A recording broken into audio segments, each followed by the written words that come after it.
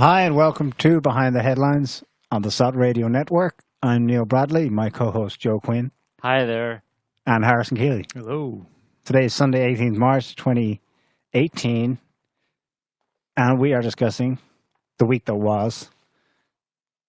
This week, I think our lead story is going to be on this totally insane episode coming out of the UK with a Scripal poisoning. The poisoning of a former Russian intelligence officer and the insane international incident the British government has made out of it. You all know where we stand on this even before we discuss it, but we have to discuss it. We don't even want to discuss. I mean, this should not be a story, right, guys? No. It's one guy. He's not even dead.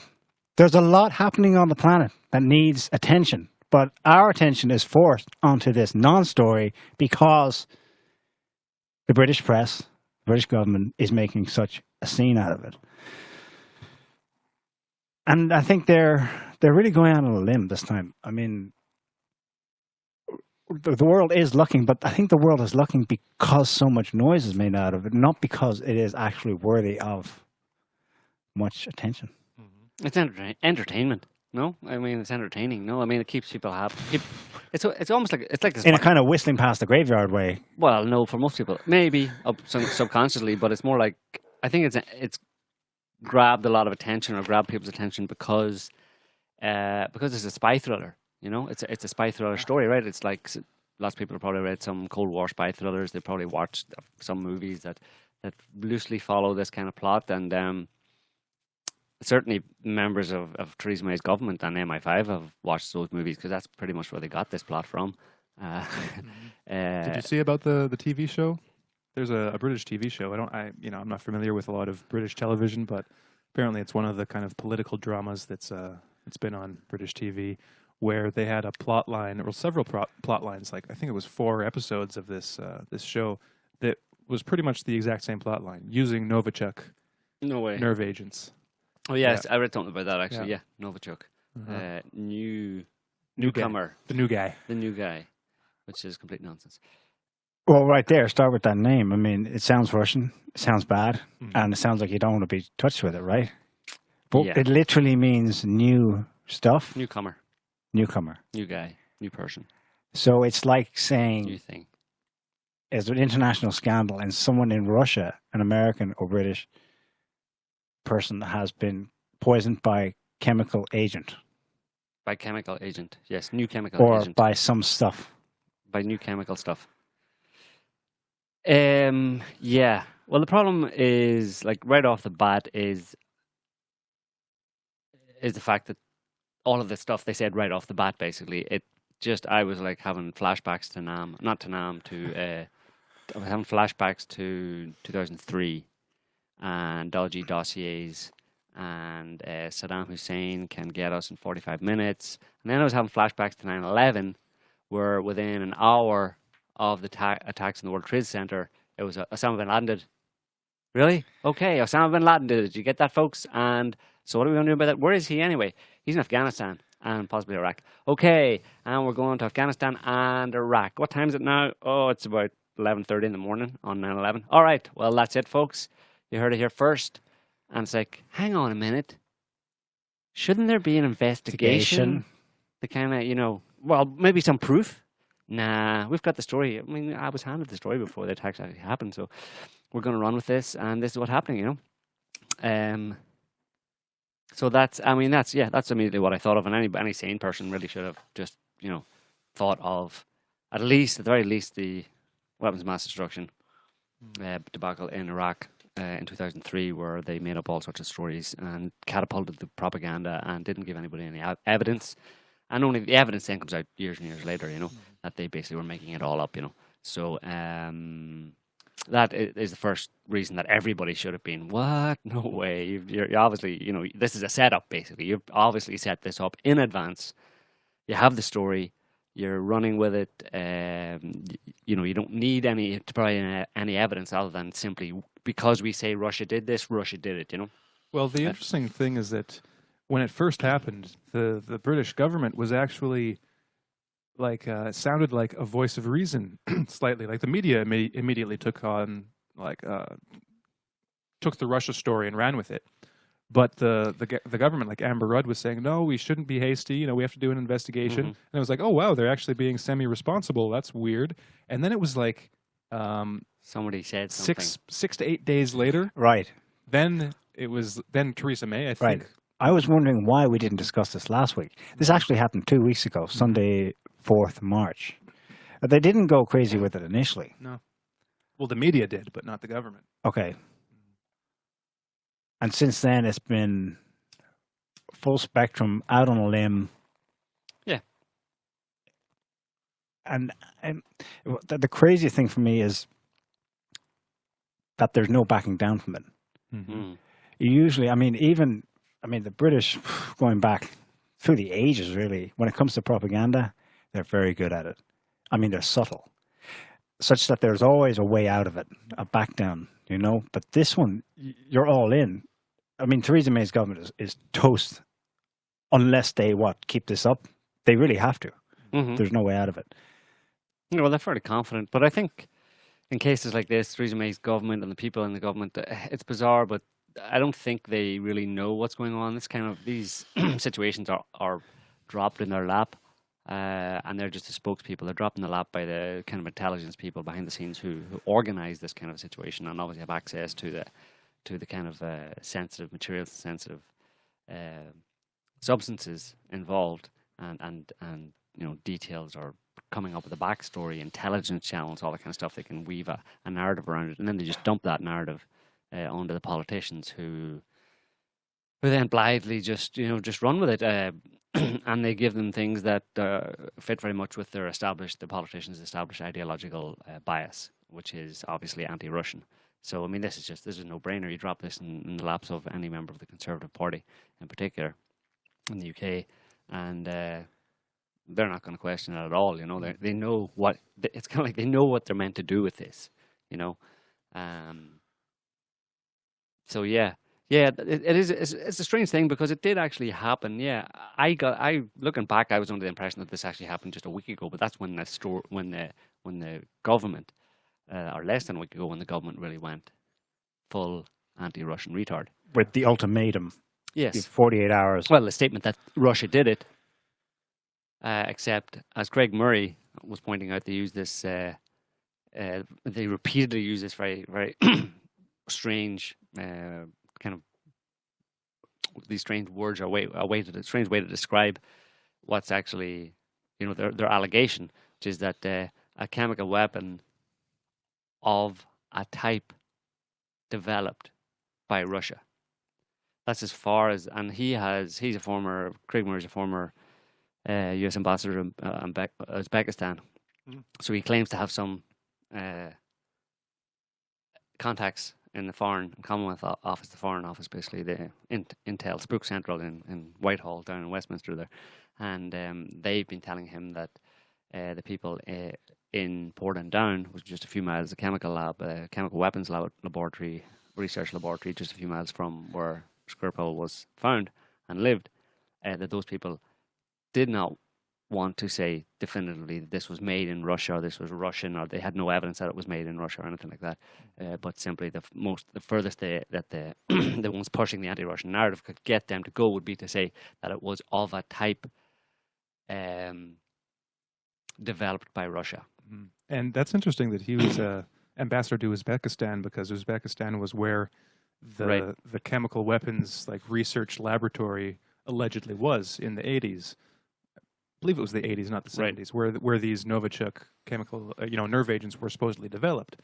And the guy that the only reason we know about this is from a Soviet defector who wrote a book on it, and he said that he was part of this chemical weapons team developing these weapons, and he's the guy that is the origin of the name Novichok. He says that's what it was called. Mm-hmm. The Russians actually deny that it was ever called Novichok, mm-hmm. But that guy's called Vil Mirzayanov, mm-hmm. and he's a defector. He's in the US now. So the interesting thing is that so Theresa May claims that this nerve agent that supposedly was used to poison these two people was developed in the USSR. But last year, Russia finished destroying all of its stockpiles of chemical weapons under the oversight of the Chemical Weapons Commission. And they actually said, here's a quote from what was said by it's the OPCW, the Organization for the Prohibition of Chemical Weapons. Was it an ambassador Ahmet Uzumku or something, Uzumku, stated that the completion of the verified destruction of Russia's chemical weapons program is a major milestone in the achievement of the goals of the Chemical Weapons Convention. I congratulate Russia and I can commend all of their experts who were involved for their professionalism and dedication. This is the official international body who said all Russia's chemical weapons gone. Very good. Great job, Russia. Last year, done. And yet today, Theresa May and bobblehead Boris and people like that come out and try to claim that Russia has been secret with giving no evidence. Russia has obviously secretly stockpiling weird chemical weapons despite this. And because this guy Skripal happened to be poisoned by some type of chemical weapon in the UK. And that's their evidence. They have no evidence that it was Russia at all, and apparently they're not providing any evidence. They don't need to. But the interesting thing is that they make that allegation, and yet, in order to identify it, which they claim they have identified it, we're presuming since Portadown is the preeminent, maybe the only place or the major place in the UK that actually investigates and develops chemical weapons and different strains of biological weapons, effectively. It's a very dirty, murky, scary place, I'd say.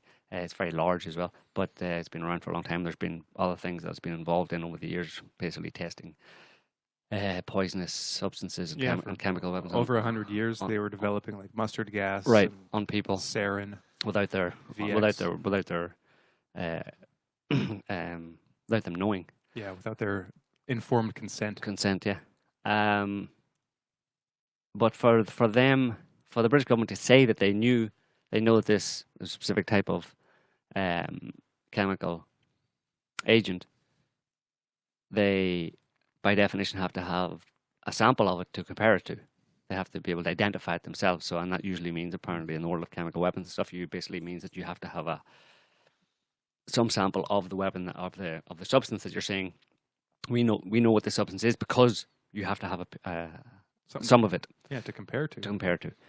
So that means that if they make this claim, and if you accept their claim, that means that that the British Department of Defense, effectively, has this chemical weapon in its possession in Portadown, has developed it there.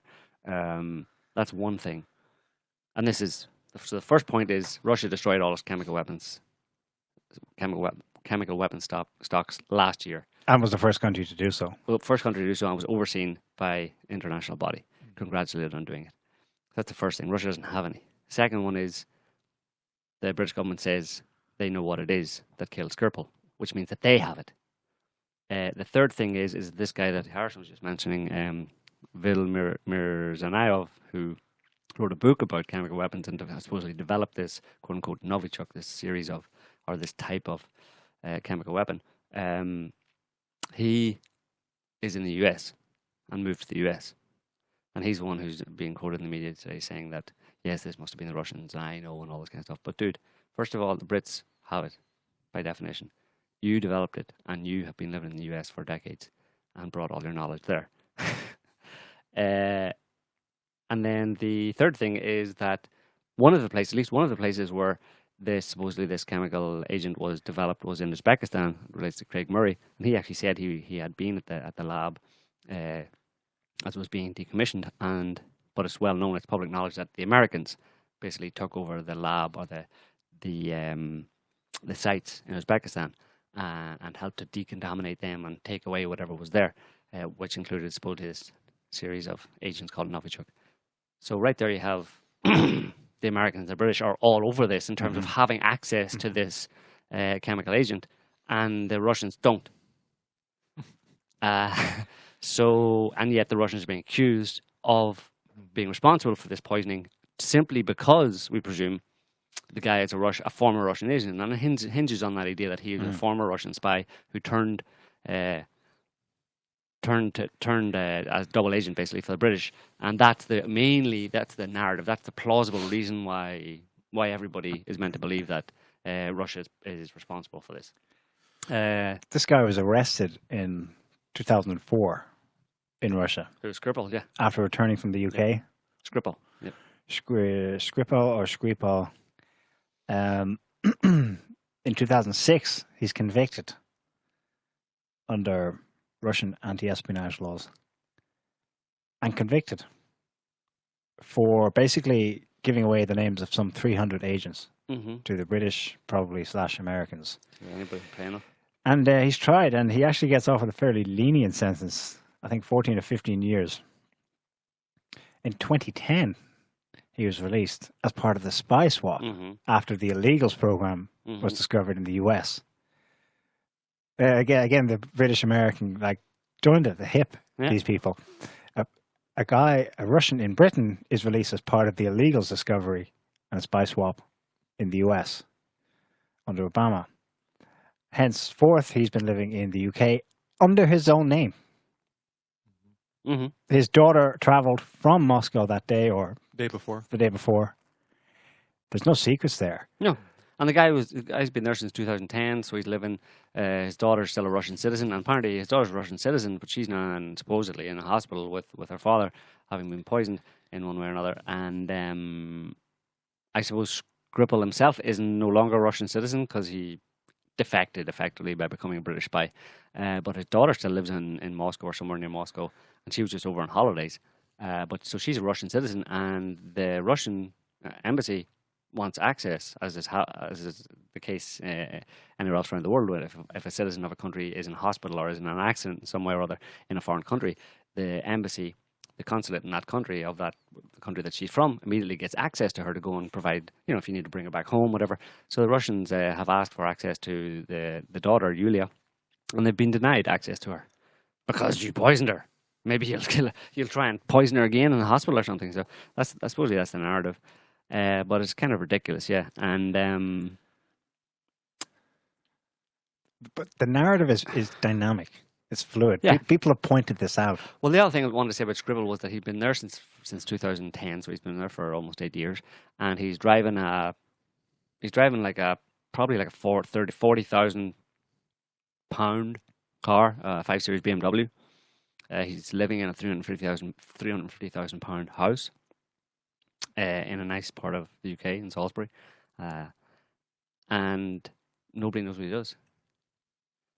He's obviously residing there at Her Majesty's pleasure, and Her Majesty is very happy with him because she's obviously keeping him in a fairly high standard of living, since he's driving around in an expensive car and living in an expensive house.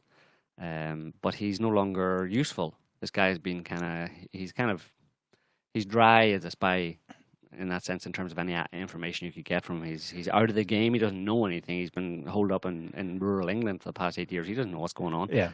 But he's still living pretty high on the hog, and that's what nobody has said what he did. But I wouldn't be surprised if he, given that he lived in Salisbury, about 5 or 6 miles from Portadown, this laboratory, I wouldn't be surprised because it's a very big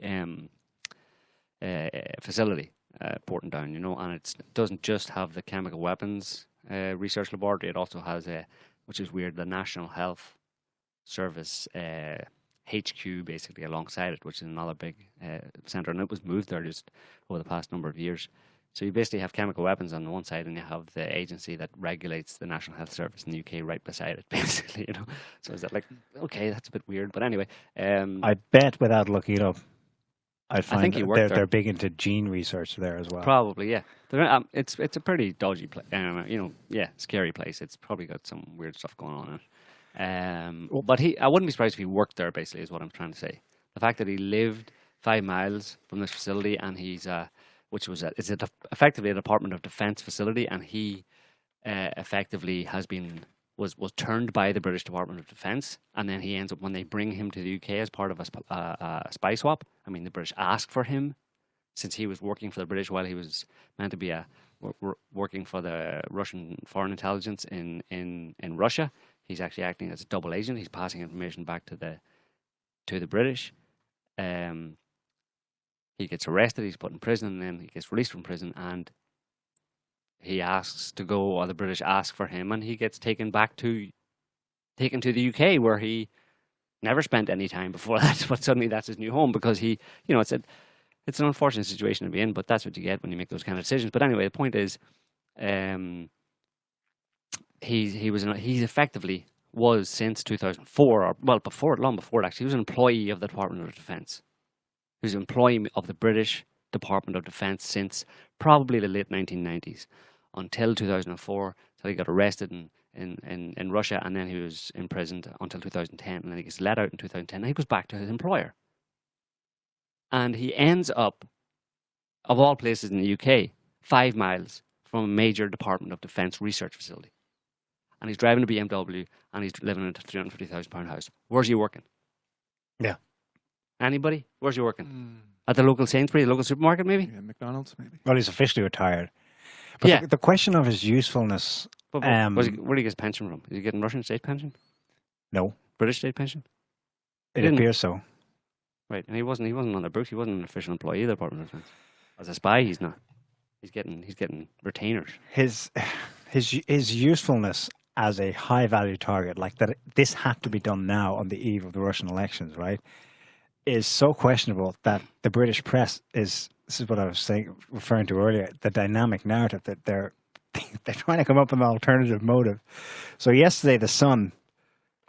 God, I hate that newspaper. But they have some gems though. Yesterday, they put out this story. The headline is: the boyfriend of Yulia Scripal was a Russian Secret Service agent. Right. Now, they could be pulling this out of there, but the story goes that she is indeed in a relationship with someone who's actively in the Russian FSB. The spin on it is that this person's close to Putin. And so the counter-narrative they're saying is, well, maybe it's not the father who was the main target, but she was. At the same time that the Telegraph or some other source is saying, well, we think now that the delivery of this poison was in her suitcase, so that it arrived with her, unbeknownst to her, on her suitcase. Well, that's changed now. They're making stuff up, because now the latest is that they think that it was that they, because this gets to the heart of the problem, the heart of one of the other problems, of the major problems with this ridiculous story, is that how they got poisoned with this kind of a toxic chemical, and didn't without poisoning everybody else. And if you assume, based on the narrative of the story about how it's like 10 times more potent than VX, nerve agent basically, how did they get exposed to it without in a public place? Because they're into this Italian restaurant, maybe they got it there, maybe someone sprinkled it on their food, like it's like, some Russian guy comes up with like one of those big long pepper, sir, pepper grinders in a very heavy accent. Pepper, sir. Why is the pepper yellow and smelly? Oh, he's a special pepper. I think they're saying now that it happened in their home. No, now they're saying that they think they were exposed to it via the ventilation ducts in his car. Okay. So she got it. Someone put it in her suitcase while she was in Moscow, in one of her personal items, and then she didn't do it. Obviously, she wouldn't want to. Someone got it. Maybe she wanted to poison him and herself. No, hang on. Someone then got access to that from her house, put it in the ventilation system of his car, so that when he turned on the air, both of them got a blast of it in their face. 2 police officers are also apparently hospitalized. Right, how did they get it? Nobody knows. I mean, the ridiculous thing is, it's it can't have been the restaurant, because if you break it open over a plate of food or whatever, everybody in the restaurant gets it. It's so potent, right? The dishwasher. The 2 people are dead, paralyzed within seconds, basically, and dead very shortly thereafter. Everybody else in the restaurant is like. You saw the kind of protections people going in needed to wear. Yeah. So it's highly contagious. And apparently it has a very unusual kind of acrid smell. There's no way these people were exposed to something like this and then went for a stroll afterwards and eventually succumbed on a park bench. You know what I mean? From a restaurant. So, but then, they're just park making bench. Do you know they happen to be found by a passing doctor and nurse? Right. Lucky. Very lucky. I mean, they were unconscious at that point. Right. They've been hospitalized, Well, but they won't say where they've been in. been hospitalized. No. But the best bet for his recovery would be porting down. Yeah. Maybe.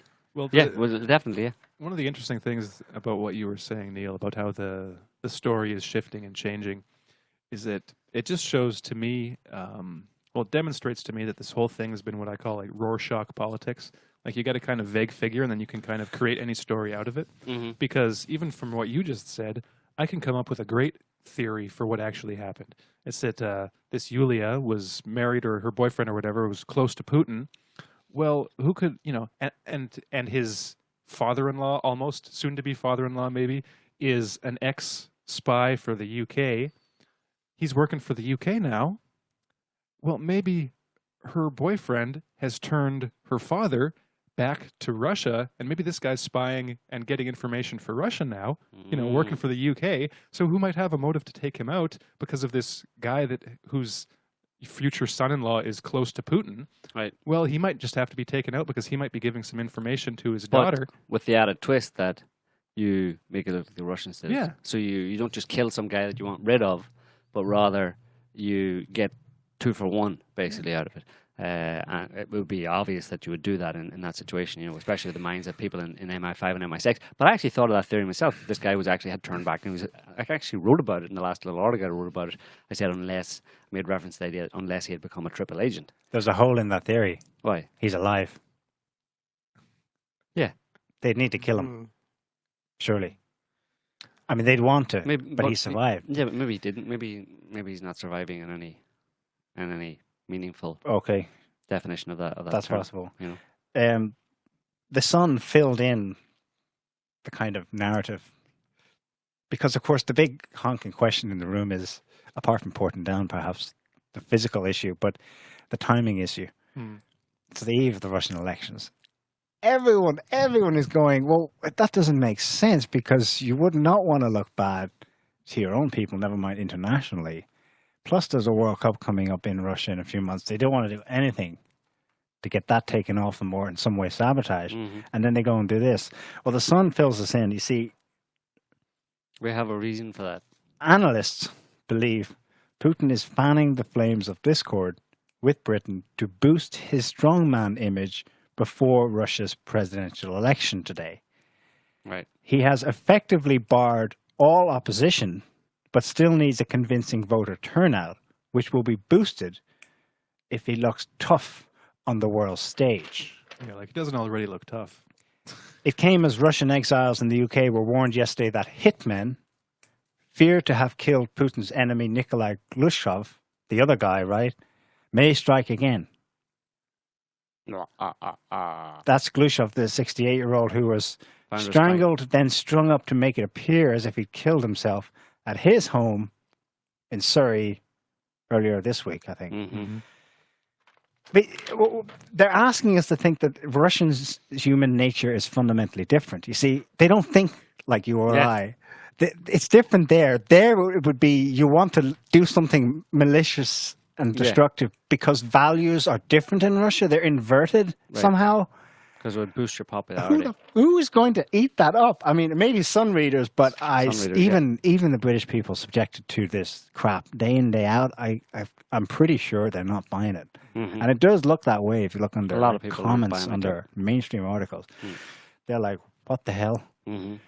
Let's talk about mainstream. Let's have a listen to, or let's have a look here at, this is everyone's favorite British interviewer, Cathy Newman. Who most people listening will know of Jordan Peterson fame when she interviewed him a couple of months ago or a month or 2 ago. She interviews the Russian ambassador to the UK about this Scripal issue. Let's have a listen. For example, we don't have any access to the samples of this poison. Under the British classification, this is A234. That's exactly how Boris Johnson named this substance in a conversation when I was summoned to the Foreign Office. This is first. So no access to the samples in order to make our own judgment. This is first. Second, we don't have any access to the investigation Novichok was developed by Russia. The Prime Minister told the Commons, and I quote, either this was a direct act by the Russian state against the UK, or the Russian government lost control of potentially catastrophic nerve agent. Which is it? Do you like the way she asked that question? She's such a slang, but I mean, it's just what she's typical of British media. It's like, so you either killed Scripal or somehow you lost control of the stuff that killed Scripal. Which is it? Answer the question. Neither. No. Answer the question that I asked you. Which is it? You have to say one or the other. Say that you're guilty or that you're guilty. Which is it? You guilty or you guilty? What an idiot. Anyway. First of all, you say that it was developed in Russia. But we want to say that we finished our chemical program in 1992. In 2017, in a witness of the British side and also of the Organization of the Proliferation of the Chemical Weapons, it was proved by this organization we eliminated all the chemical weapons that existed in Russia. By the way, no. The Soviet stocks of Novichok? Everything. Including the Soviet stocks? Everything. We don't have a single piece of the chemical weapons on the territory of Russia. But you could still have lost control of that? No, because nothing to lose control. Why do you think it is that the Foreign Secretary says that? You still could have lost control of the things that you didn't have. And he has like, no, what about the unknown unknowns? No, we didn't have those. But you still could have lost control of them. No, we didn't have them. Yes, but so you're saying that you lost control of them. Shut up, Kathy. Anyway. Vladimir Putin, it's overwhelmingly likely that he directed this attack. Why do you think the Foreign Secretary is saying We believe that this is everything what's happening today with this incident in Salisbury. That's a gross provocation against Russia. That's why it is done with the support of the British government and with all its resources. For the time being, we don't question who did the attack, who you believe carried out the attack. We don't know. That's why we are offering the investigation. And this investigation that is being held here in the UK, it's absolutely untransparent and it's secret. Nobody has access. Have you seen the photos of the Scripal in the hospital? Have you seen this? Good question. Where are the photos? Maybe you're not allowed to take photos, but certainly would boast of their case if they produced a couple of photos. Yeah, they showed photos. You're saying that... No, I didn't see this. I doubt that he's... Did you see them? You doubt that he is as ill as... I don't know. No proofs. Where are the photos? There is no... You're seriously saying that there is no proof that Sergei Skripal is gravely ill in hospital? Tell me, what is That sounds like a crazy conspiracy theory. No. But what's the proof? Could you tell me what's the proof? I mean, just the statements of the government is not enough for us. So how will Russia respond to the expulsion of the 23 diplomats? How soon will British diplomats be expelled by Russia? I don't know. This is everything in the hands of Moscow. And Lavrov said that the answer is coming. And in terms of other measures for Russia to show her displeasure to the UK, might there, for example, is it under consideration that the gas supply might be cut off? I mean, is that on the table? No. This is not the Russian policy because... Exactly. You know, this is not the Russian policy. This is the way Russia does things. That's the way you do things, actually, Miss Newman. You and your government. Your government does things that way. May just earlier today or yesterday, she was like on the floor of the Commons or something, and one of the more conservative like MPs questioned her and said, well, essentially, when are we going to stop getting any liquid natural gas from Russia? When are you going to shut off that stream of revenue? Yeah, or stream of... When are you going to shoot us in the foot again? And she says, oh, yep, we're going to do that. Like, so... God. Is there more? Yeah. You know, in the whole history of the gas supply, we never violated a single agreement. So basically, it's not the way. This is the style of the British diplomacy. The UK government comes to the Commons. They offer up their belief, their presentation of the facts, and Russia says, "Where's the evidence?" But of course, I mean, how dare they? You know, someone comes to you, Neil or Harrison, and says, "You killed someone I know." And they offer, in that way, they offer to you the presentation of their facts. And you have the temerity to say, where's your evidence? What is wrong with you? How dare you? I said you killed someone.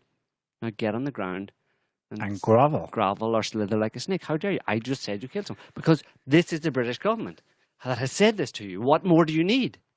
The paragons of virtue and truthiness for centuries have never told a lie, would never do such a thing, except in 2003. Are you suggesting that we are perfidious?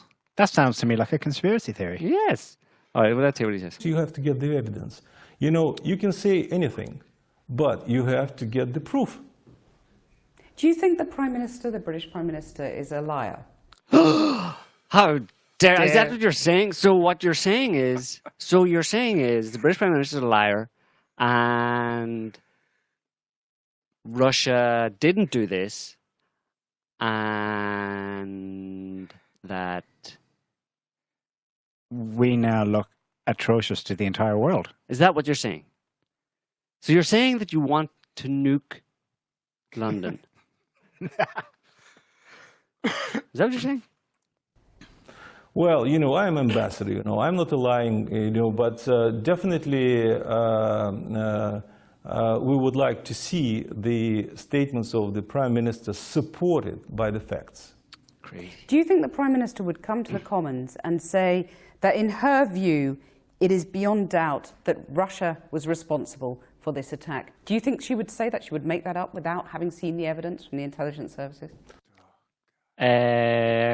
Memory, anyone? Memory? Okay, maybe it's a long time ago. It's getting on 15 years now, but anyone? 45 minutes. Dodgy dossier.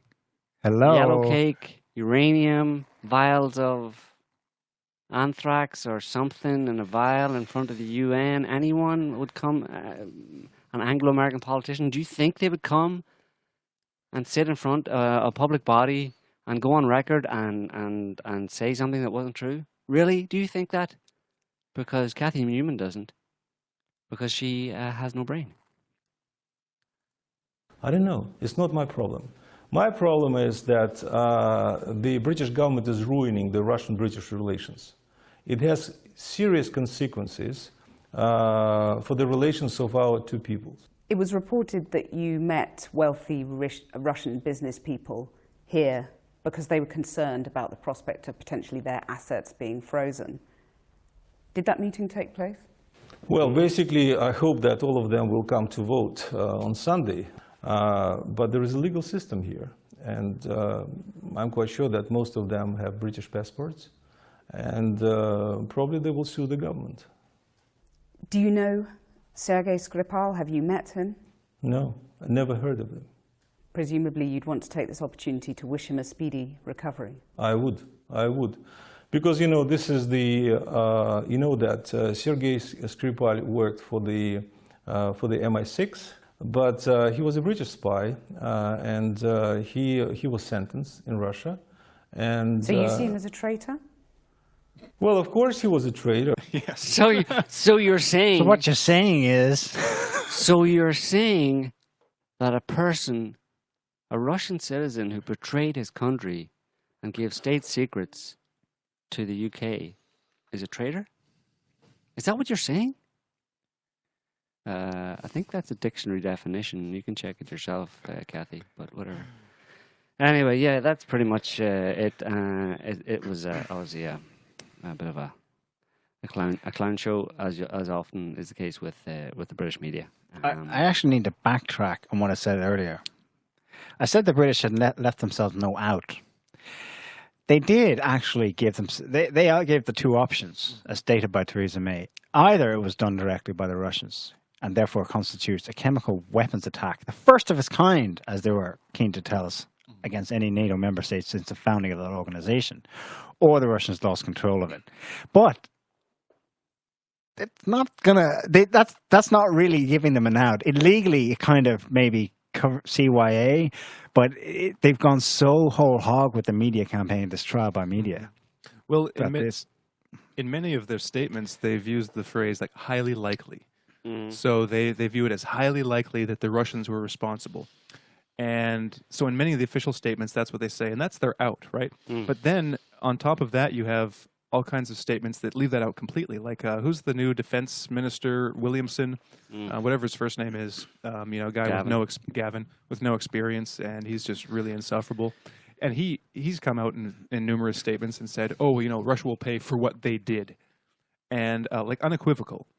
So right, and Russia just needs to shut up and go away. Shut up and go away. Right. And so you have all of these statements now that are unequivocal, that are explicit statements of fact that Russia did this. And you can't back out from that. I mean, you can be like, oh, well, I was wrong.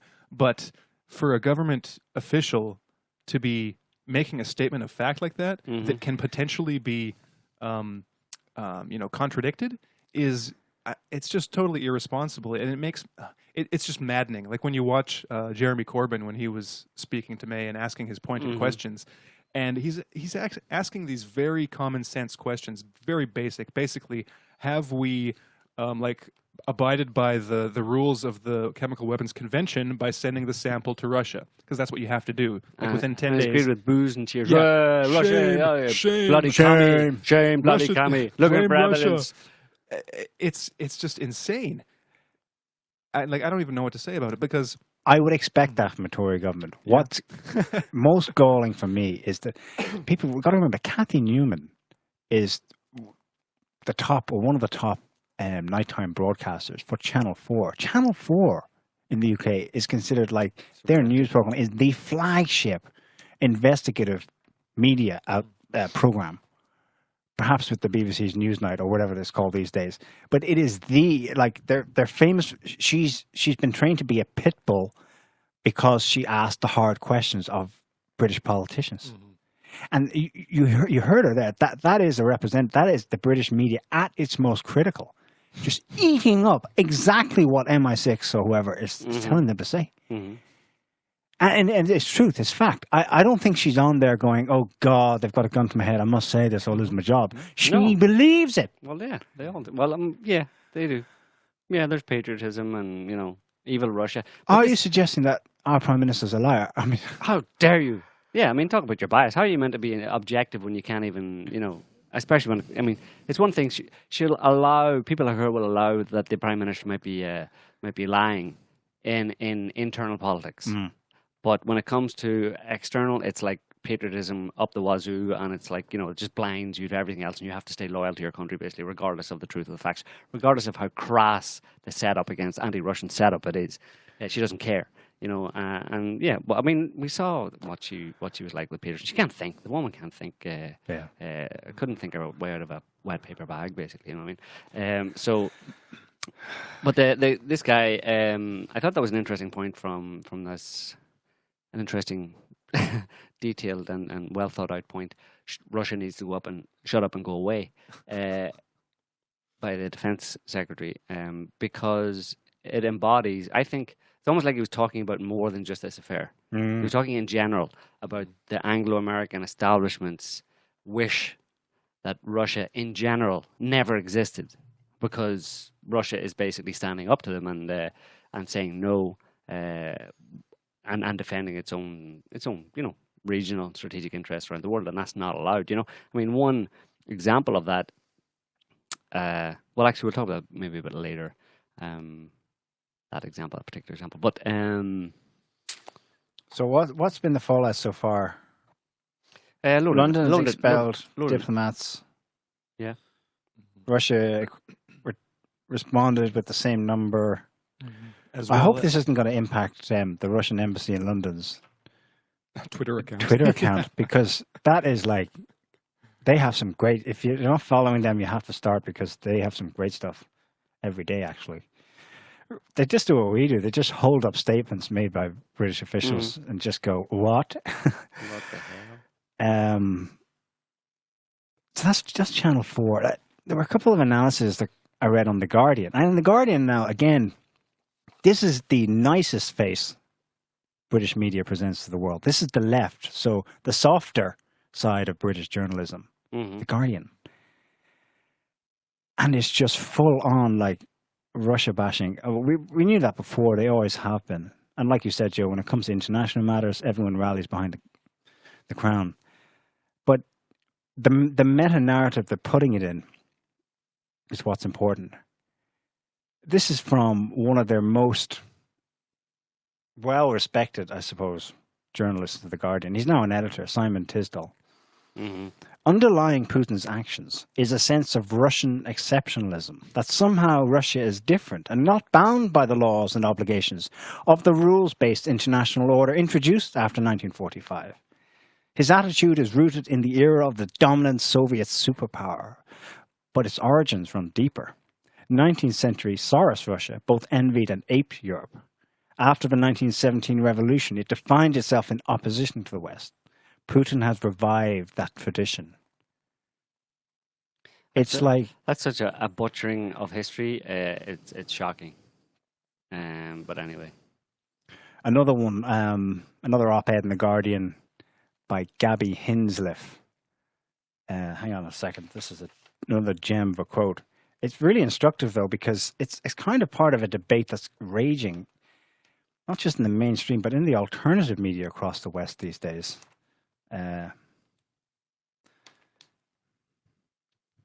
Russia has already learned from intervening in Syria that there is almost no red line it can't cross, no war crime so unspeakable that the West won't quietly let it slide, rather than get dragged into another war where all the likely outcomes are bad. It learned from Ukraine that all is not entirely well in NATO, and from dabbling in the US election, not only that social media is a gift to information warfare, but that Western democracy isn't completely resolute in defending its integrity. That even a tainted victory might be preferred to defeat. Now it's moved on to testing all the other ties that used to bind, and which could present an obstacle to its ambitions, from the once special relationship to historical EU alliances. It will surely be watching hawk-like for any sign that Brexit has weakened solidarity between Britain, France and Germany, or that the EU is now more preoccupied with internal than external threats. The ties that bind.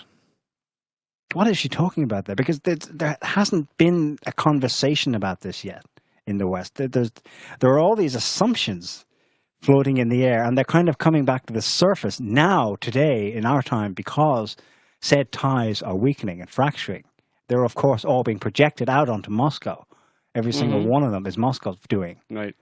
And that's absurd, right? It's far too complex a conspiracy theory on the face of it. Clearly, these are underlying structural issues that are happening. It also ignores the fact that you're a screw up yourself, basically, that you make mistakes and you've screwed things up royally and things have gone wrong for you because you're so corrupt and self-interested and you don't give really a damn about running the country properly or running Europe properly. So any of the problems within that arise from that in true kind of narcissistic, pathologically narcissistic or psychopathic fashion, they blame someone else. And how sad it is. I mean, it's a cliched kind of thing. It's a cliche in normal life where you see someone who has been the architect of their own kind of downfall or all of their own problems, and they blame everybody else. That's exactly what's happening on a large scale here, and it's sad and pathetic, you know. And the only way they're getting away with, the only reason they're getting away with it is because the media is giving it some legitimacy by actually presenting it as legitimate by you know, repeating the nonsense that they spew, the finger pointing, and it's not good. It never ends well for those kind of people, you know. I mean, they ultimately go down with their own ship, basically screaming and shouting and pointing the finger as they disappear beneath the waves. Rule Britannia, Britannia rules the waves. Taking down whoever's trying to save them with them. Trying to, but then in trying to do that, they actually just speed their own demise. Yep. You know,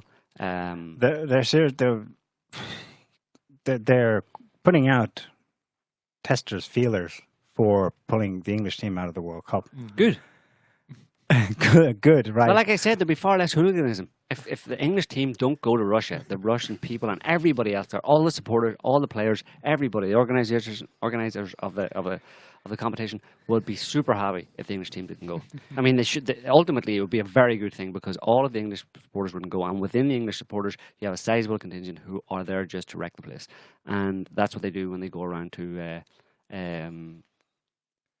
to sporting competitions, particularly football competitions around the world. They wreck the countries that they go to. I mean, they go into small towns and they're on a kind of imperial tour, you know, Well, a it's, latter-day imperial tour, and I think it's a commemoration tour. You have to remind people who won the war. we won the war. Yes, Exactly. yes, Yes. yes, yes, yes. But now, is that the extent of it? I mean, that's silly and mundane and irrelevant. Well, the in Queen's scheme not of going. things. That's not silly. Oh, right. Her Majesty isn't going there, and bobblehead Boris won't be there. Can you imagine? I mean, it'll ruin it, no? If Her Majesty isn't there. Imagine the photo ops that'll be missed. I think Russia would prefer some kind of major economic sanctions or even an all-out. If I would think that Russia would prefer if the UK were to launch the few operational nukes that it has at Russia, rather than not have the Queen at the World Cup. The problem is, it's I think such a blow. there was a report a couple of months back that they don't work. Who? The nukes. Yeah, the few ones that they have. They tested Trident or something, and something went wrong. Yeah, the delivery system failed. Well, they're America's biatch at this point, so they've long since decided they don't need to engage in any kind of foreign policy, actual sovereign foreign policy, right? The Brits don't need to because America will handle it for us, you know, and yeah, and now it's all gone horribly wrong because of Donald Trump, you know. But we don't like Donald Trump, so how can we be joined at the hip with America when Donald Trump is president? And Brexit, and oh my God. The Donald said something in support. I mean, it was obviously scripted for him. Yeah, the Queen. Red Fox just made a good point there. It's not just the nukes, the British nukes that don't work. The Queen doesn't work either. She doesn't work. She's on benefits. Yeah, she's on big benefits. That's the biggest SJW there in the UK. She's a welfare queen. Is there? I think it's tense though, right? I mean, this is tantamount to incitement to war. No, how far would they go? It's mad. It's kind of the madman strategy, right? Of just screaming war, but is it carry on up the Moskva? Are they intent to what? Are they going to? The reason why it's worth asking because they have a history of taking things to an extreme. It's a buried history, but they spent 14 years demonizing Germany before they were ready for the war. Right. The First World War. Yeah. That was a long-term kind of thinking strategy behind that. Mm-hmm. And they think they're going to get, I mean, in the past they did that and then they got some kind of a war to actually happen, but it's very different nowadays. And I don't think, I mean, when you have a war, if you want to have a war, if you want to follow the logical trajectory of that as it did in the past. You want to end all life on Earth. Well, no, but yeah, exactly. You can't do it in the same way, and you can't have a conventional war because Russia is well prepared for a conventional war. So, and obviously, a conventional war would end up being likely being some kind of could be a nuclear war as well. So, yeah, it's carry on up the Cold War, carry on up the Cold War Part 2. All sound and fury, signifying not very much at all, except how much you can get away with. Sound and fury. How much you can get away with via propaganda. Yeah. Get the whole world to not like Putin or Russia, and think that so badly of them that it would actually spill over to, and you'd have to do it quite a lot, and you can see they're trying to do it, repeatedly, and ramping up the demonization to the max because they're hoping that it would that level of propaganda, anti-Russian propaganda, and demonization of Putin as this evil, brutal, whatever, blah blah blah, that it would actually spill over into real people really kind of turning their backs on Russia, like in very practical ways, not doing deals with Russia anymore, not buying Russian products, you know what I mean? Economic warfare via propaganda, effectively. Because most people are like, think, well, the bottom line is Russia's got stuff to sell, it's cheaper, I'm going to buy it. I don't give a damn about your silly, and they reckon most people who are clued in realize it's all just propaganda and nonsense, but I'm going to do business anyway. But they're hoping that they can turn it around to the point where... They can't, and we know they can't, because Britain just received 2 emergency shipments of LNG from one of the freaking Arctic gas fields that's under the previous sanctions. Right. Just like the US received also this winter. Mm-hmm. And then Cathy Newman's asking, are you going to shut off the gas? Baiting him, But you're the ones who asked us for the emergency supply outside of the sanctions regime you imposed, so they can't even go that distance. That's an example economically. of the hypocrisy and the contradictory nature of what they said. And we see it, we also see it, like, not to go off on a tangent here, but we also see it in the whole kind of leftist, radical leftist ideology that's taken over the Western world today, you know. You follow any of their arguments far enough, and you don't have to go very far, it's immediately a run up against contradictions and hypocrisy and all sorts of stuff. It just doesn't map to reality, basically. Yeah. What they say and what the kind of things the British government say in their anti-Russia propaganda, none of it maps to reality. And that's why they run up against a brick wall, and they tie themselves in knots, make themselves look stupid, but think, like I just said, they think that with the power of the media, they'll push on through and people will believe it anyway. And it's like, no, I mean, people still retain a certain level of intelligence that you can't just kind of walk all over, basically. You know, they will call bullshit on flagrant bullshit, you know. Russian Foreign Ministry spokeswoman Zakharova didn't hold anything back when she said the British government is insane, quote. But Sergei Lavrov's a bit more muted. He just simply succinctly pointed out the obvious, that this is a distraction from Britain's constitutional crisis over Brexit, obviously the Irish/Scottish issue. He gave a more elaborate response, though, in some other form. I'm not sure what it was, but it was to a Russian press picked it up. I'm going to read it out for you. The gist of what is happening is the categorical reluctance of the United States and its Western allies to agree that the 500-year-long period of Western domination in world affairs is coming to an end. Transition to a new multipolar, democratic and fair world order will last long. But already now, this transition is painful for those who are in the habit of ruling the world for centuries. Mm-hmm. Which is what we've been saying for years, but anyway, finally it's nice to have someone come out and say it explicitly, what is obviously the truth. Yeah, we have another little video clip here that we'd like to play. This is on a related topic, but slightly different. It's a former CIA director? Director, yeah. Somebody Woolsey. James Woolsey. James Woolsey. He's talking Fox News of all people. They want to be a force, and they want... Well, let's just preface this by saying that he's talking about Russia. Yeah.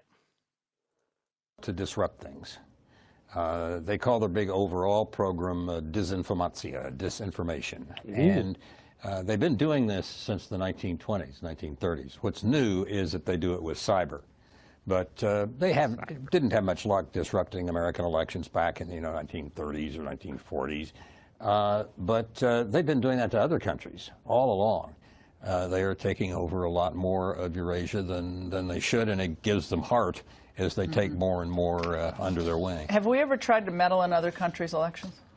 Oh, probably, but it was for the good of the system in order to avoid the communists from taking over. For example, in Europe, in 47, 48, 49, the Greeks and the Italians, we don't do that now, though? We don't mess around other people's elections, Jim? Only for a very good cause. Can you do that? Do a Vine video on a former CIA director. Only for a very good cause in the interests of democracy. All right, thanks for being here. God. Yes, let's do it. Let's make a GIF out of it and make this thing go viral. No, except we should do it, and we should get the videos of the cats where the cats go, yum, yum, yum, yum, yum, yum, yum. We've got some major breaking news, people. With 21% of the votes counted, mostly in the eastern part of Russia, Vladimir Putin leads with over 70% of the vote. No way. Well ahead of a simple majority needed to avoid a runoff. That's a turn up for the books. 70%. What did we say at the start of the show? 70%, 70%. We took bets. I said 71. I said 76. Oh, okay. 70. But you have to do turnout as well. Turnout. Turnout's unknown yet. Yeah. No. What's your prediction for turnout? 70? 70% win, 70% turnout. I don't know. Would they even bother, because it's a foregone conclusion? Well, you saw that commercial, right, for I think I can't remember if it was an official like Putin campaign commercial or if it was maybe United Russia. That's his like supporting party, right? But it was an ad, a Russian ad to encourage voting. And it's this couple, lying down before going to bed, and the wife, says, "Oh, remember, we got to get up to vote tomorrow." And the guy's like, "Why do we need to vote?" It's like they know how to do it. It's like let other people do it. We know who's going to win. Turnout has exceeded 50%. So far. That's great news. Well, the whole thing. The other thing I wanted to say about Stephen was mentioning Syria there. I wanted to mention about Eastern Ghouta and stuff. The stuff that's going on there. Eastern Ghouta being a district of Damascus. It's strange how over the past couple of years, obviously it's been very complex and complicated in Syria. But you had Aleppo, the liberation of Aleppo, a little over a year ago, by Russia and the Syrian army, effectively, with the help of a few others, Iran, Hezbollah, people like that, and then it moved. The amazing ability of these jihadi so-called opposition groups, this ridiculous term opposition, as if there ever really was any significant opposition in Syria that wanted a civil war. They're all obviously, as everybody knows, they were shuttled in from outside. Somebody gave a figure of like 60 different nationalities in Syria. You had your civil war. 60 different nationalities fighting in Syria. Yeah, it's civil war, sure, whatever. All paid for by the Saudis and the Americans and their European allies. But they had this amazing ability to just kind of like get into an area, a fairly big area, suburb of Damascus, and basically take it over, as they did in Aleppo. And it took the Russians and the Syrian army quite a long time to liberate Aleppo. And they're doing their process, coming to the end of doing pretty much the same thing in Damascus right now. But then there's talk, Nikki Haley, what's her name, Waffle House Nikki, Haley, the U.S. ambassador, representative, whatever, idiot, U.S. idiot at the UN. She started making a lot of noises, but obviously it's the U.S. government talking about, because Eastern Ghouta, Damascus is being liberated, and America's jihadis are keeping people from civilians, from stopping them from leaving, and then if they get killed or injured in air raids or bombing or whatever, then it's like Putin and Assad are massacring people in Syria. Well, no, it's actually your jihadis who are keeping them hostage, not letting them leave. That's causing any people to be killed in Eastern Ghouta. But there's also talk, and the Russians have been responding to that by saying that looks to them, there's no other evidence necessarily, but they've been making a lot of noise about the idea that the Americans are planning a false flag. Effectively, I don't think they use that term, but a provocation they use it, but it's basically a false flag attack, a false flag chemical weapons attack. Yet again, another one. This is like the 17th claimed chemical weapons attack in Syria over the past 7 or 8 years. That the Americans are planning to stage a chemical weapons attack, blame it on Assad, and then use that as justification to directly, for the first time really, officially, directly attack the Syrian army, including Assad's palaces. And they use this term palace. Assad's palace in Damascus is like, that harkens back. You're trying to remind me of something, somebody else's palace. Let me think, 2003, 2004, guy with a mustache, some other Middle Eastern country. What was his name? He had a palace as well. The country next door. Country begin with B. Oh, that one next door, yeah. Iraq. And Saddam's palaces. Shock and awe. And the Assad family live in an apartment, right, which the Vogue highlighted in an interview with him like 10 years ago. Right. We'll bomb his palaces and the Syrian army. So the Russians have said that this is what they're planning to do. They have their own information leading them to that conclusion.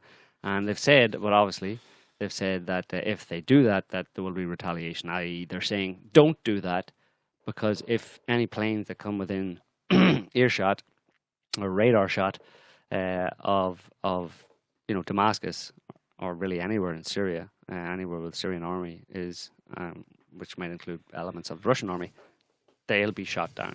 Yeah. So this is where the war rhetoric is up, and the likelihood of repercussions and tit for tat are high, and that's where Stephen's right, that the likelihood for something dangerous to happen in Syria is there. However, that's in the context of a proxy war. Right. It's over there. It's not the homeland. It's not the fatherland. So it's still as horrible as it could yet get. Yeah. It's still safe. Yeah. For Westerners, anyway. Yeah, I mean, you know, but the Russians are wise to it. Like, I mean, they can't really shoot down any Russian planes anymore. I don't think the Russians have had a couple of experiences of that, of jihadis, America's jihadis, somehow managing to get man pads, and then Russia flying maybe older planes a little too low, and they get shot down by shoulder-fired anti-aircraft missiles. The Russians are wise to that now, although who knows what else. You remember that plane that crashed last week, 10 days ago, on its way into, with landing at Latakia? Right. It killed 39, like a whole bunch of pilots were rotating. Right. And they're all dead. Yeah. You wonder, was that technical failure? But that was a transport plane. Transport plane. That can't fly so high, and obviously coming into land would be quite low, you know. So yeah, they can hit them in that way, not take down jets, but take down, you know, not fighter jets, but those kind of commercial planes. But by the same token, if America flies its F-15s or F-16s, whatever, too close, or F-22s or whatever, close enough to be threatening to the Syrian army, then the Syrian army can shoot down American planes. Not Russia, obviously, shooting down, right? But shooting down American planes with Russian anti-aircraft systems, but it was the Syrians. So, you know, you can continue that kind of a war for quite a long time until if both sides are willing to accept it, you know. You have your jihadis shoot down one of our planes, we'll have the Syrian army shoot down one of your planes. How long do you want to keep this going? It only lasts as long as there are pockets that are not yet cleared. Right. And that's why Ghouta is important, as well as other ones, one near Hama, and then, of course, in the north, Idlib is still a pocket. Idlib's complicated because it's next to Afrin, where the Turks are closing in on the city. They claim to have taken the city. Yeah. But that's put paid to the Americans. That the Turks effectively is what we've been trying to work out over the past while. But it seems pretty clear that the Turks are effectively working against the American plot, the American Plan B, as it's called, whatever, to establish a kind of Kurdistan in the north. That's all not going to plan effectively. It's not really working out in America, and that's why you're seeing this ramp up in threats towards to directly attack the Syrian army, because they're getting desperate, basically, because it's ultimately Russia and Syria just have to stand their ground and you know, keep going, basically, protecting themselves as they're able to, and ultimately, I think it'll all. America's plan for Syria will all end up in pieces. There'll be nothing left. But the question is, will they do something before that happens? You know, will they say, okay, gloves are off, we're not going down without taking you down with us, basically, you know, that kind of thing. But it's just interesting, the whole chemical weapons thing coming up right now at the same time you have this chemical weapon attack, quote unquote, in the UK. They sure like to use this. I mean, it's failed in Syria over and over. Going back to the first one, 2013, Obama, red line, nobody's using chemical weapons. The planes are hot, weapons hot, on the runway, ready to go, and then they call it off. That's the first failure, and it's one after the other. And then a chemical weapons attack in Britain, not blamed on terrorists. This is where I was afraid things were going to start going. Because you can see how the previous strategy would be just airlifted over to the new one. So before it was Al-Qaeda, ISIS, jihadi terrorists conducting all these terrorist attacks. Now, is this a horrible milestone now where it's going to be Russia's conducting terror attacks elsewhere? Because Nikki Haley at the UN said, you know, we never know where this could happen on the streets of New York any day now. Right. Hint, hint. It's hard to know how much that you put down to just opportunistic propagandizing. You know what I mean? Take the opportunity. You're not going to allow an opportunity. You're not going to look a gift horse in the mouth type of thing. So every opportunity that comes along, you know, to bash Russia in some way, you do it. You know, up the ante, up the rhetoric.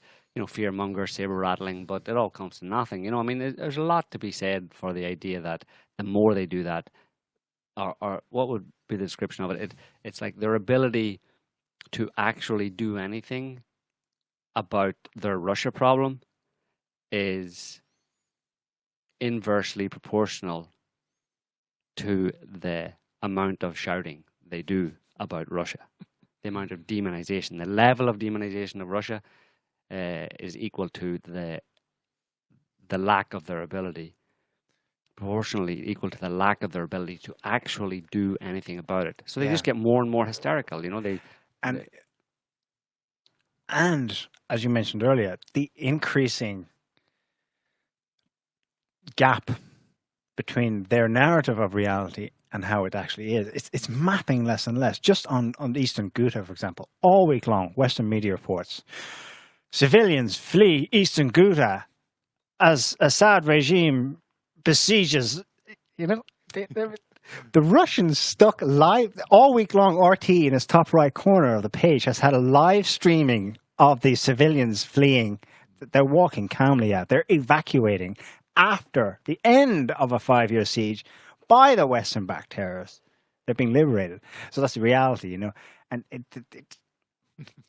the only thing they have is that the Western media is uniform in presenting a 180 degrees opposite reality. Right. And they're trying to figure out how far they can push that, how far they can push a fake version of reality onto reality and see if they can make it fly. You know, convince enough people that that's what's actually happening. They're in a battle. They're in an existential war with reality. These people, and they think they can win. Yeah. Anyway, yeah. Some American news this week. Trump's fired a couple of people. You're fired. You're fired. First Tillerson. I was surprised by that, but yeah. Anyone know why? Probably, as opposed to why officially. No. Who knows? Idea. Probably disagreements, whatever. Or just that's what he said. Differences in opinions. Yeah. You can probably take that at face value, you know. But I just thought it was funny how easily Pompeo, the director of the CIA, just slips straight into Secretary of State. Yeah. Is that the same department then? Oh yeah, it probably is. Yes, CIA. Yeah, everything that happens in the State Department is CIA, and everything that happens in the CIA is State Department. Well, foreign affairs. Right. Nominally, they're both concerned with affairs outside the country, but of course, the CIA is heavily invested in meddling in U.S. internal politics, as is the State Department. Well, yeah, there's nothing between them basically. Who else was fired? McCabe. Yeah. Oh yeah. Deputy Director of the FBI. And there was lots of gnashing of teeth and whining. And one day before he would have picked up retirement. Yeah. Well, that's a dig, you know. But there you go. That's what it's all about. Trump tweeted these days. Well, Trump pushed out Sessions and said Sessions did it. It wasn't me. But then he couldn't help himself, so he tweets yesterday, I think. Andrew McCabe fired. Fired is all caps. A great day for the hardworking men and women of the FBI. A great day for democracy with a capital D. Sanctimonious James Comey was his boss and made McCabe look like a choir boy. He knew all about the lies and corruption going on at the highest levels of the FBI! ! To which John Brennan, former director of the CIA, the big Neanderthal brute, replied on Trump's Twitter thread, "When the full extent of your venality, moral turpitude, and political corruption becomes known, you will take your rightful place as a disgraced demagogue in the dustbin of history. You may scapegoat Andy McCabe, but you will not destroy America. America will triumph over you." Now, I've obviously added inflections there, but that is literally what he wrote. So you have former director of the CIA tweeting in a Twitter war with the current president of the USA. Score. And it's all Putin's fault. He's sowing the discord. He made them do it. Look what you made me do. Look what you made Brennan do. What was the last word? Last phrase? America will triumph over you. America will triumph over you. Over you. As he gets fired out of other American news this week, Hillary fell. Oh, yeah. Again. Not just again, but again. Twice again. And again. And again. Oh, the third time. She fell twice in India. I don't know what she's doing in India. I guess she's taking in the sights. No, she's trying to make some money. Probably. You've probably seen the video. RT made a hilarious meme out of it, of her slipping on the stairs at this temple. And then I think she either made it back home or she hadn't left yet. She fell and broke her wrist. She had a bad vindaloo. That's what happened. It's the water. The water it's did the it. water. She had Delhi Belly. You'd think they'd put her up in a nice hotel where the water was better, you know, but there you go. Is that racist for me to say that? No, they should have got, what's it called, like a palanquin? Yes. You know, where they carry her around. She Right, obviously yeah. needs it. Yeah. She's in, you know, Yeah. foreign country. Yeah. Empress Empress Clinton of America visits can make her feel important. the Raj. Soothe her bruised ego. Yeah. What a sad Everyone wins. sad picture she portrays. Anyway. There isn't much else going on really, is it? It's kind of like, yeah, there's a load of stuff going on, but you know, it's par for the course these days. I mean, yeah, there's nothing. There's a big SH1T show going on out there all over the place, and there's any number of topics we could talk about, but you know, we've pretty much talked about them before already. You know more or less the score on it. It's only whenever something big happens in one area of the big SH1T show that we actually talk about it and say, oh, look at that big, you know, geyser going off over there, geezer. So yeah, there's not much more really going on. Well, just one more comment I wanted to make on the whole Scripal thing. Yes. Is that today, again, it was either today or yesterday, there was a statement made by the Metro Police saying that the investigation would last, you know, Many weeks. potentially months. And, you know, that just made me think, why? Why do they need to investigate? They already know who did it. Right, exactly. So what's up with the Metro Police? I mean, They have to get their story straight. It can take a long time. yeah, to I get mean, their no, story no, straight, I it's suppose. like they're just not paying attention because Right. Theresa May has already solved the case. Exactly, yeah. Theresa May knows, just get her in. Yeah, just get all the evidence that Boris Johnson has. Yeah, Bobblehead will come up with a load of... But but really, that was just the icing on the cake for me because it's just from one side of their mouth, you know, the official Britain has acknowledged that they don't know who did it. They don't have a suspect. They don't know anything about what happened. All they know is that two people two people are poisoned. Came down with something. And yet here's Theresa May and Boris Johnson and Gavin Williamson. Oh, we know who did it. Oh, we know who did it. Yeah. It's like, no, you don't. And Russia's like, what, us? We have got any evidence? Shut up and go away. We've got this. We don't need your input, Russia. You just be the target. You just be the accused and sit there and shut up while we accuse you of all sorts of things. And we may get, you know, we'll make stuff up as we go along, basically. Yeah. First of all, we'll say that you poisoned this person, you know, via their luggage, or in a restaurant where you put Parmesan VX Parmesan cheese on their spaghetti. No, it wasn't that actually. You put it in her luggage. No, it wasn't that actually. It was on the door handles of the car. No, actually, it wasn't that. It was in the air conditioning of the car. See, we have it pretty clear at this point that out of one of those four things, and probably another four at least, that's somehow how it happened. So we're quite clear that you did this in some way or other. Because we have the chemical agent in our own stock. Once the investigation is completed, then we'll be able to show you what we find that proves you were guilty the whole time. Right. We'll accuse you first and then fabricate the evidence afterwards and give us several weeks to do that, at least maybe 2 months. And then we'll come back with the evidence that we've made up that proves our a priori accusation that you are guilty. Does that sound okay? QED. No. Exactly. All right. I think we'll leave it there for this week, folks. We hope you enjoyed the show. We will be back next week with another one. Until then, have a good evening. See you next week. Bye-bye. Bye.